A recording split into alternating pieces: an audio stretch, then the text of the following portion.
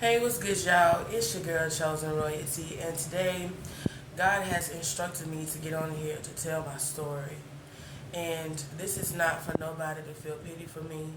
This is just my story.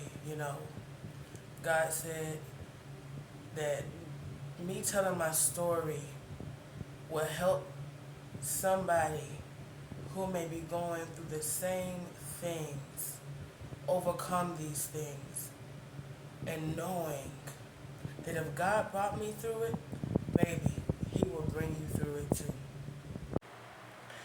Coming up as a child, things was not easy for me. I lost my mom at 3 years old. My mom was coming back from the club one night after being so angry with my stepdad because he was found at the bar, entertaining some other woman. So my mom left the club enraged, doing 100 miles an hour. She was coming down this dark back road, doing 100, trying to make a turn, and the car flipped about 3 or 4 times. She flew through the window shield and she lost her life. She broke everything from her neck down. So at that point, the only one who can take me in was my grandmother.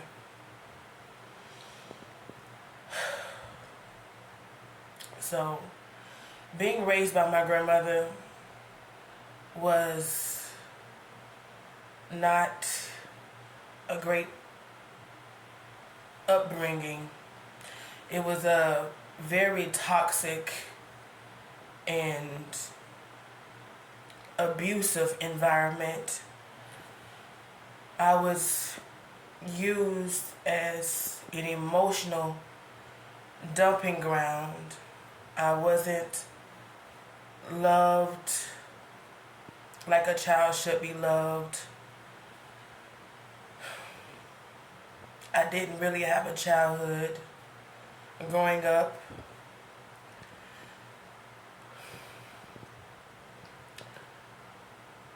I lacked a lot of unconditional love and acknowledgement.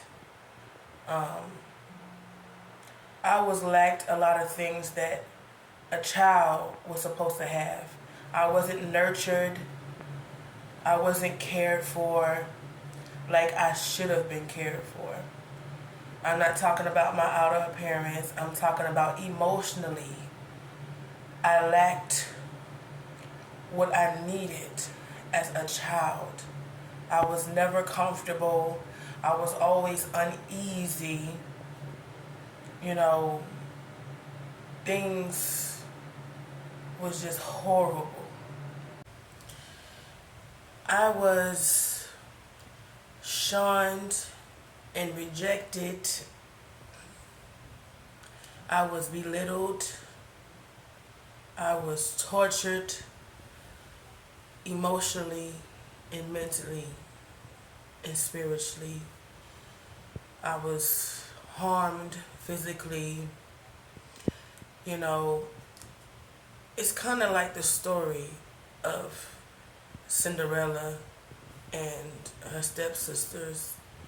I was a child having to take on adult responsibilities because I was responsible for my younger siblings and I was just a child. I would have to clean, um, sign paperwork, schoolwork, have to take care of them, watch over them, sometimes maybe even cook. You know what I'm saying?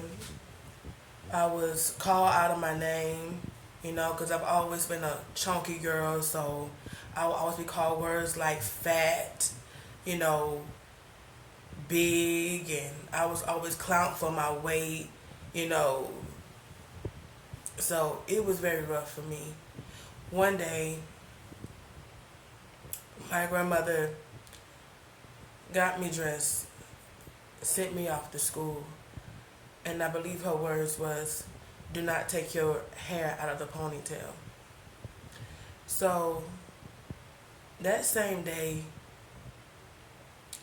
after getting out of dance class, because I've always went to the after school program because I never wanted to go home. Like, I never like living with my grandmother. So I will always try to get myself involved in after school activities so it could prolong the time so I would not have to go home. So after dance class, that was the after school program, I used to, dance. It was African dance class. And I see all of the other ladies, the young ladies, have their hair out. So it was just one of them times, just want to let your hair down and dance and, have a good time. And I didn't put my hair back in the ponytail. And to make a long story short, I get back in the car, my grandmother looking at me, suspiciously, but not really saying too much of anything. I get home and she beats me for my hair being loose and out of the ponytail. She says, "Didn't I tell you not to take your hair out of a ponytail?" She beat me like I literally stole something. I used to get accused for when my younger siblings when they used to do things that was wrong, and they were at a very mature enough age to know what was right for wrong. I got beaten for that. It was not just no simple chastisement. It was with, these long wooden sticks, and on the end of them had nails. I used to get beaten with stuff like that. My chest used to get knocked in. I used to lose, my breath. It was just a horrible upbringing. I know a lot of y'all questioning about now, where's my dad? I never had a father. I met my father one time when I was 12 years old, and he told me that he didn't know that I was even born. He didn't know I existed. And I had one brother on my mom's side. It was me and my brother. But my brother was the kind of guy that liked to run the streets and, liked to slang. You know what I'm talking about? And he was always in and out of jail, in and out of prison.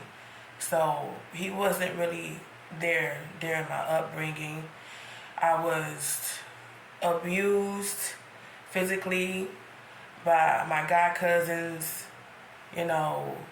verbally abused by them, sexually abused by them. They would touch on me in forbidden places, try to hold me down and suck on my breast, and it was just horrible, y'all. And I would try to tell somebody. Nobody wanted to believe me. Nobody wanted to hear me. I was never heard as a child. So I always just kept everything to myself because I felt like nobody really cared to listen, to save me from everything that I was trying to scream out to them, that I was trying to let them know. They always just brushed it off. And I'm like, "Oh, girl, you lying," or, go in there and wash the dishes.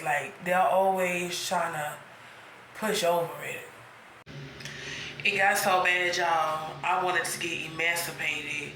But, I wasn't at the age where I could get emancipated at that time. You had to be 16. So time fast forward, I'm going through all this, this toxic, chaotic, traumatic events. Just can't wait to get out. I was never able to go nowhere. She never allowed me to go anywhere, my grandmother.